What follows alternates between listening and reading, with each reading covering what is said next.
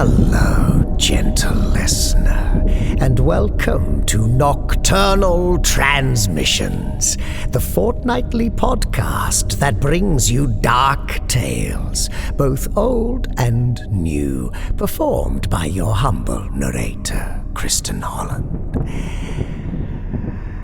Oh dear, we owe you, and a couple of our authors for that matter, an apology.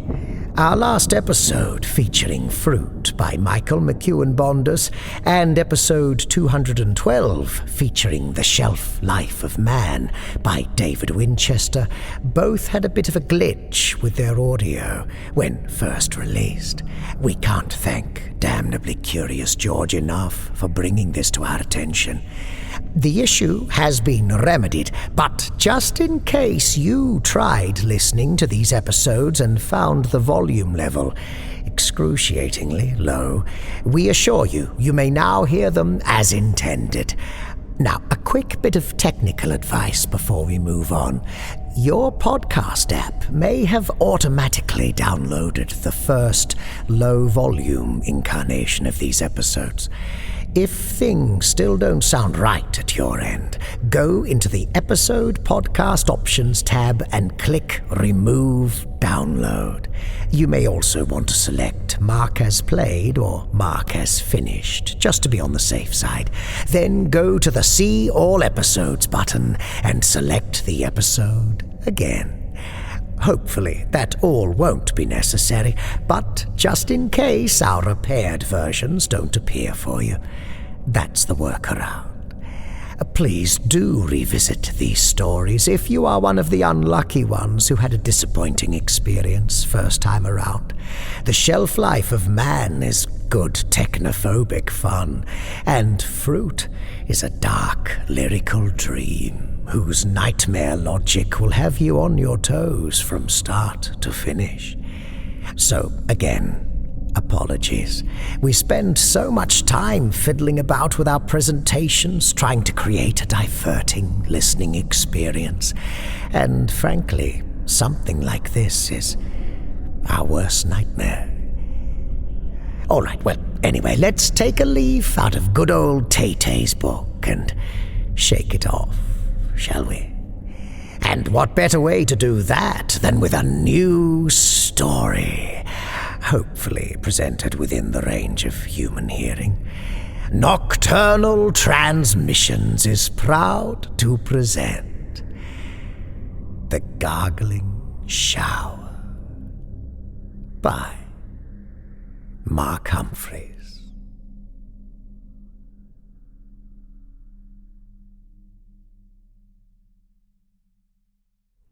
Barry scowled, and June gaped at the enormous shower. The estate agent rustled through his loose papers and peeked at the couple. His face had flushed. He coughed and said, yes. He didn't elaborate. Barry Winstead leafed through his own glossy leaflet and found the bathroom photo. June murmured, "It's..." She fumbled for the word. "Big." Her husband grunted. "It looks nothing like the one here." He prodded the page. "I don't understand, Buster." June winced. She hated it when her husband used that word. The estate agent rested one hand on the gleaming shower door. He swallowed and said, "Beautiful, though, isn't it? I remember now. The owners decided to put it in after they put the place on the market." June peered around the small bathroom at the peeling paint and the tiny cracked window. The decrepit room was a continuation of the rest of the property. Barry had wanted a project, and so far this run-down cottage had met his expectations. She had trailed behind her husband and offered a weak smile every time he had stated what he would do if he bought the place. She touched the glass, and it shimmered beneath her touch. She asked, "Why did the owners put it in afterwards." She noticed she was whispering. The estate agent straightened his pink tie and replied, "Oh, the owners are, how can I put it, eccentric." He blinked. Nobody spoke. The only sound was Barry's heavy breathing. The Winsteads focused on the pristine cubicle. 3 gold levers formed a U-shape on the wall. A little higher up there was a 4th gold knob, and 2 round holes appeared above this. A gigantic gilded shower head overlooked the mechanisms below. 5 curved points emerged from its shiny round surface, like talons. Deciding to gamble on a demonstration, the estate agent leaned inside the glass box. He turned the nearest handle. A scolding jet blasted from the first hole in the wall and punched his arm aside. "Shit!" He yanked the lever to its original position and rubbed his sleeve. He reddened again. "Apologies for my language," he added. "It's nice and hard." Barry grinned. "Looks powerful too, Buster." He thumped the estate agent's soaked arm. The other man's grimace matched June's. He gestured to the landing. "Shall we see the rest of the property?" As the group traipsed out, no one noticed the shower door edge shut behind them. Barry Winstead loved the cottage. June knew better than to disagree with him. Mr. Winstead called the office and placed an offer the same afternoon. 2 months later, the couple moved in, and their lives changed forever. June winced as she slipped out of her dusty clothes. Her arms and ribs still ached from the week before. She had been careless. After aimless wandering in the town centre, her last possible train had been delayed, and she had arrived home later than planned. She had rushed around the kitchen to get dinner ready for Barry's return, and undercooked his pie. The moment Barry's fork had slammed onto the plate, she had braced. The beatings were worse if she ran, and she never fought back. She peered at the gold shower handles on the wall. The levers, knob, and holes reminded her of a grinning Halloween pumpkin. She glanced up at the 5 sharp points on the shower head and shivered. The estate agent had scolded himself using the first handle in the row. Afterward, she noticed he had gingerly touched his arm when he thought they weren't looking. She opted for the central nose. She rotated the knob, and a warm cascade emerged from the 5 overhead claws. The temperature and pressure were perfect. June eased into the waterfall and relaxed as the soothing streams caressed and cleansed her bruised arms.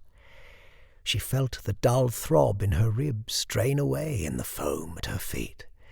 Inside the jets, her skin became smooth.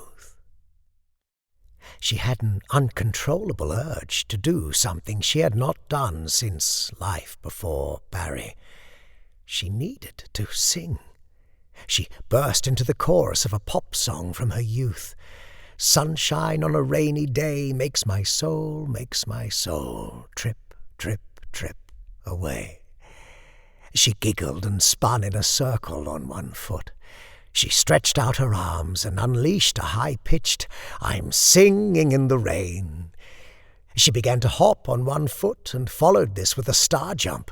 She tilted her head upward, opened her mouth, and let the jet tickle her tonsils.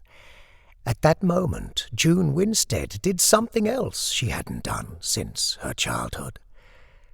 She gargled. And the shower gargled back.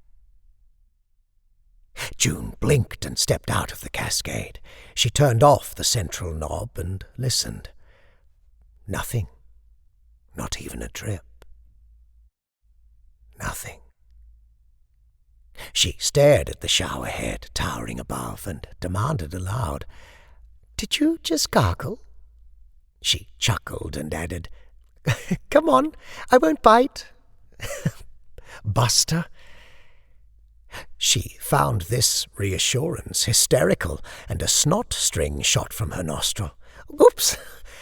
She wiped her nose with a towel and bent double as giggles seized her body.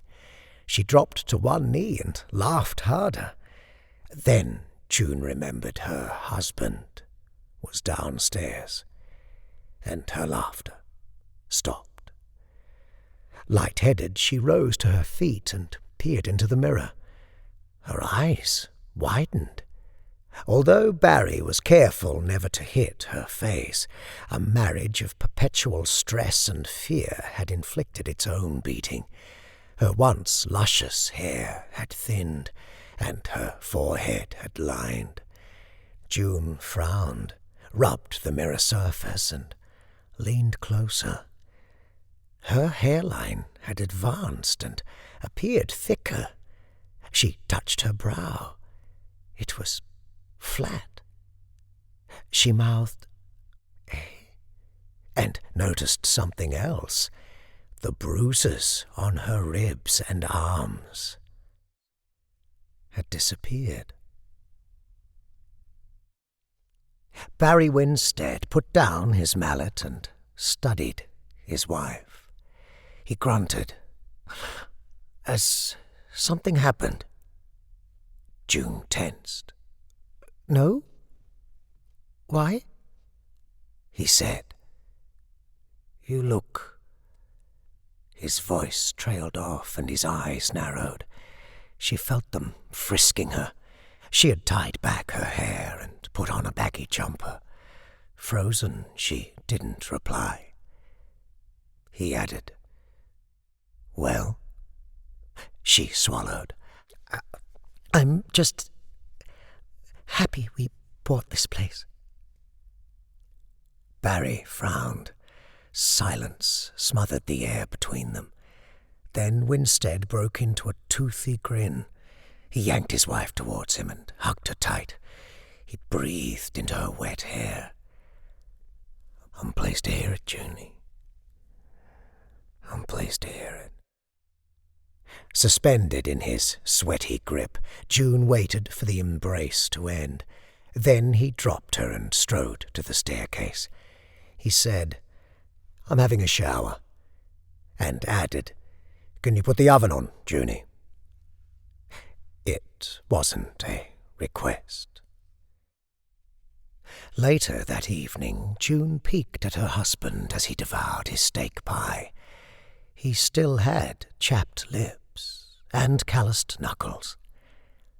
They ate in silence. Barry was unaltered. June scrutinized the shower cubicle and wondered for the millionth time if she had imagined the gargle. She touched her unblemished ribs and rubbed her hand through her thickened hair. She whispered, "Thank you," and stepped inside. Mrs. Winstead turned the middle knob and exhaled as the soft stream washed over her body. The familiar need to sing rose within, but she resisted the urge. Instead, she stretched her arms, opened her mouth wide, and let the warm water pour in. She paused and then discharged a mighty gargle. The pool slobbered out down the sides of her mouth. June waited and craned her neck as she listened for a response. And then it came. A loud resonance matching her own in length and tone blasted from the drain at her feet. She sprang aside, heart pounding, and then whooped. Beaming, she peered down at the hole. Water continued to bounce off her shoulders and back and swirl into the opening.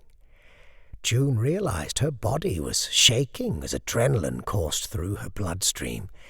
She tilted back her head and beckoned more of the downpour into her mouth.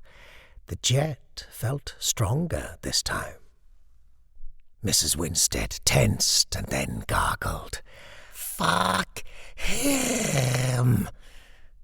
The shower fired an instant response. Its gargle was louder, and its words matched June's. June stared at the floor and tried to ignore the acne-riddled checkout assistant. She could feel his lustful glances as Barry heaved the smaller DIY supplies onto the belt. In her mind, she pleaded, "Look the other way." But his beady eyes continued to roam. The teenager scanned a paint tin twice and realized his mistake. He mumbled an apology. Barry gritted his teeth and said, "No problem, Buster." He didn't look at his wife. Mr. Winstead paid, and June followed her husband to the Land Rover. They drove home in silence. Barry's scraped knuckles were white on the steering wheel, his jaw clenched and unclenched. June spotted the signs and dropped her head. June Winstead removed the towel and gazed at her thighs and buttocks. She had waited for the kicks, followed by Barry's breathless justifications, to subside. She had lain on the floor until her husband left the room, and then limped up to the bathroom. Now she smiled as she stroked the healed skin. She pulled on her pajamas, walked down the landing, and stopped. He had pummeled her left side. She began to drag this leg as she descended the stairs. Barry didn't refer to the earlier evening's events over dinner. He broke the silence with one announcement. "I'll start on the shower tomorrow." June Winstead lay awake as her husband snored beside her. Her thoughts were pinging in all directions. Leaving Barry wasn't an option. He had control of all their accounts, and she had nowhere to go. She had minimal contact with her parents on the other side of the world, and all her friendships had deteriorated since Barry. Besides, she had tried to escape before, and it had ended in a trip to A&E. But June couldn't allow her husband to destroy the shower. She wouldn't return to the weeks of aching and soreness. Keeping the shower also presented its own risks. What if he accidentally struck her face? It had happened a few times before.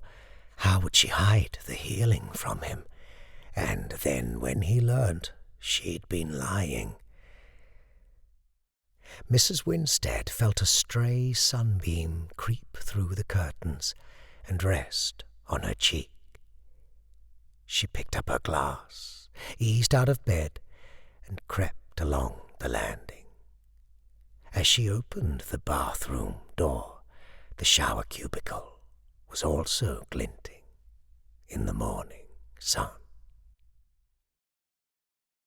June shouted downstairs, "Barry!" The hammering stopped. There was a clatter and a grumbled curse. She heard her husband's voice. "What? I'm busy!" June made her voice as pitiable as possible. She replied, "Could you come upstairs, please, love? I really need you." She hesitated. Her heart was battering her chest. "There's a really big spider in the bathroom." There was a moment's silence, followed by a long, rumbling groan. He replied, "Honestly, Junie, you need to start dealing with life's little difficulties. I can't always be here to rescue you." His heavy footfalls began to climb, and his bulk materialized on the landing. He shook his head, tutted, and strode past his wife.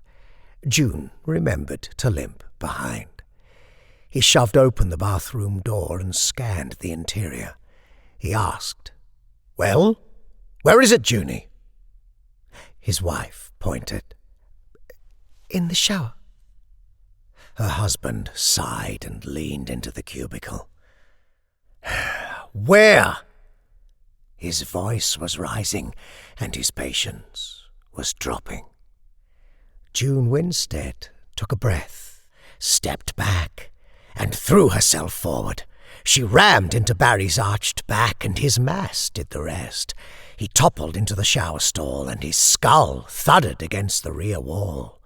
Seizing her chance, June slammed the shower screen shut. Through the glass, Barry's head lolled, and she noticed a trickle of blood on his brow. Ears ringing with adrenaline, she felt a surge of triumph. Winstead tried to get up, but slid back down again. Dazed, he touched his head and gaped at the blood on his fingertip. His focus began to clear. He looked back at June and snarled, "You fucking bitch!" June turned and grabbed her glass from the sink. Shower water swished inside. Barry's scowl didn't waver from his face. He started to rise. His jaw was grinding. June clutched the container in both trembling hands. Water was sloshing over the sides. Barry was on his feet. He raged. "Oh, you're gonna fucking get it this time, Junie baby!" June's mind shrieked. "Now!" She upended the shower water into her mouth. Barry stopped moving and gawped at his partner. "Eh?" June Winstead's eyes bored into her husband's as she held the loaded puddle in her stretched cheeks. Then she tipped back her head and fired. She gargled her instruction as loudly and as clearly as she could. "Kill Barry." The shower drain bellowed its gargled response. "Kill Barry." Barry Winstead goggled at the hole in the floor and rubbed his head. Time slowed, and June felt a calm descend upon her body. She watched her husband. He looked like a puzzled gorilla at the zoo. He raised his eyes to hers, and she saw something else. Unbridled hatred. There was a long pause. Nothing happened. June's brief serenity evaporated. Her mind yelled, "He's going to get out and kill you! Run! Run now!" But she couldn't move. The ape yanked at the screen. It held fast. His eyes snapped to the handle. He heaved again. It didn't budge. He pulled back his fist and launched it into the glass. There was a huge bang, but it didn't break. Blood oozed from his knuckles and left a smear on the pane. He roared and began to pummel the door. And the shower retaliated. There was an ear-shattering screech as the shower's neck extended and swung. Its gilded head whipped over Barry's skull, and like a snake mouth, it bit. The 5 fangs plunged deep into Winstead's crown. He screamed as bone crunched and cracked.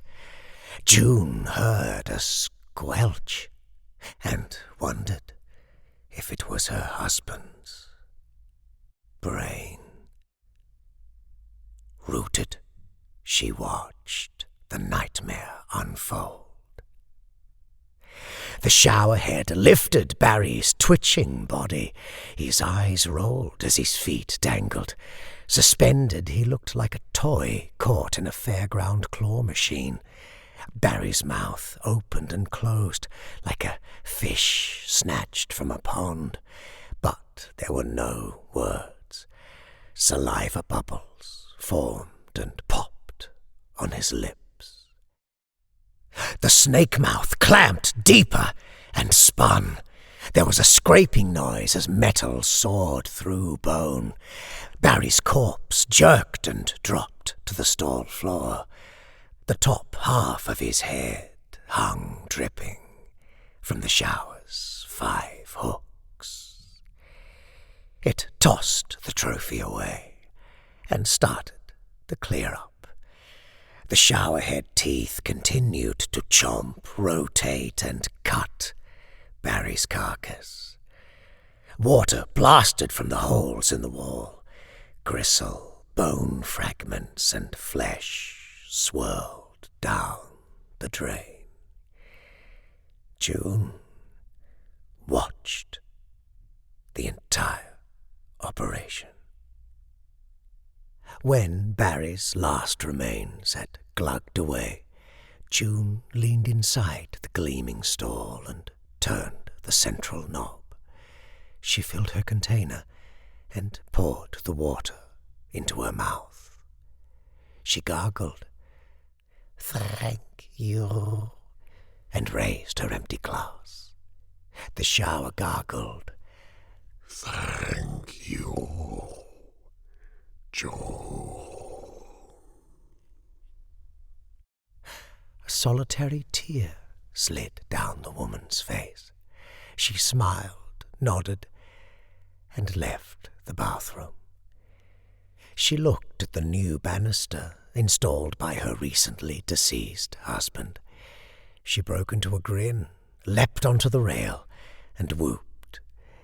As June raced to the bottom, she heard gargled laughter from the floor above.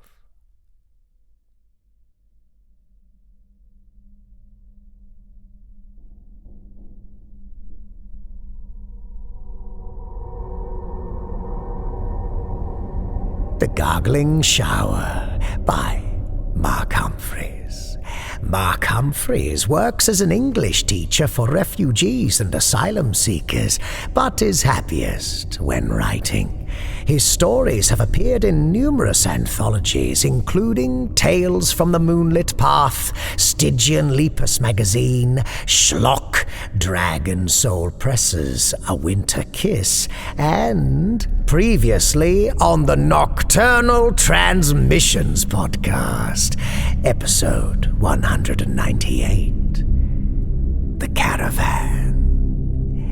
Links to all his fiction can be found on his Facebook page.